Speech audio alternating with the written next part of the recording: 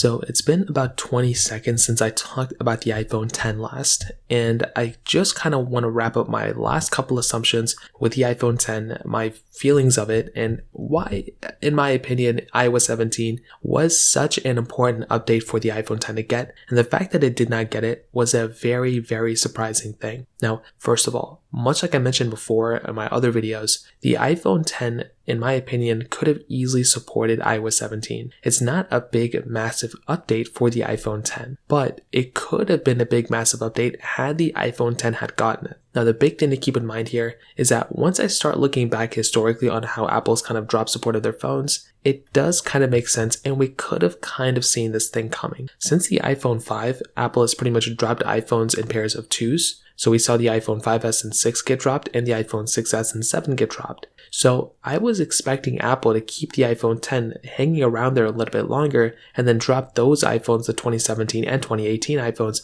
at the same time. I look at the iPhone 10 and 10s, they look very similar. Obviously the internals are very different, but that could have been something that could have edged the iPhone 10 of getting iOS 17. But on the flip side, I guess if this iPhone didn't get iOS 17, it's not the end of the world. iOS 16 was still a pretty big update, and I'm sure, that update in and of itself is going to be bringing a lot of stuff to the table, even with iOS 16 updates probably continue on for the next couple of, months or years, or however long it's going to go. But the big thing here was that iOS 17 was not a big update in my opinion. It was a fairly small update. There were lots of cool changes, good features to have, but there wasn't a big UI change. There wasn't something that took a lot of processing power.